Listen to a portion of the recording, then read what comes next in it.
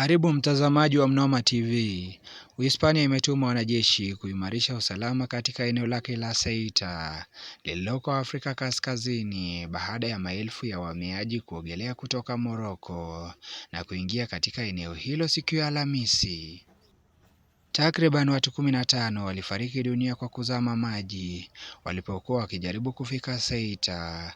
Maafisa wa eneo hilo walikuwa tayari wameiomba serikali ya Madrid kutoa msaada kutokana na kuongezeka kwa majaribio ya kuvuka mpaka kwa siku za hivi karibuni, lakini hali iligeuka kuwa ya furuku siku ya Alhamisi wakati wa udhibiti wa mpaka ulionekana kuvurugika.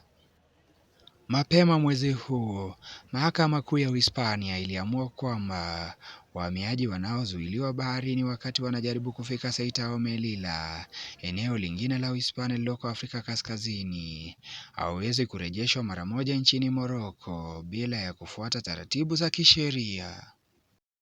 Wizara ya mambo ya ndani ya Uhispania ilisishutumu mitandao ya usafirishaji haramu ya watu kwa kutumia hali hiyo, ikisema ni kuhamasisha ongezeko la wahamiaji wasio na nyaraka za kisheria.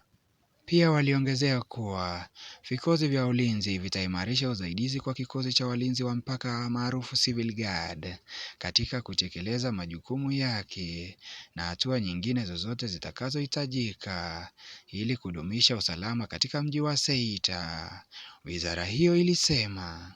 Ceuta iliyoko pwani ya kaskazini ya Morocco imetenganishwa na bara la Uhispania na mlango wa Gibraltar, na kwa muda mrefu imekuwa mojawapo ya maeneo muhimu yanayolengwa na wahamiaji wanaojaribu kufika barani Ulaya. Ni hayo kwa muda huu. Tufuatilie kwenye mitandao na kurasa zetu za mitandao ya kijamii ndio tuzidi kukupa yanayojiri.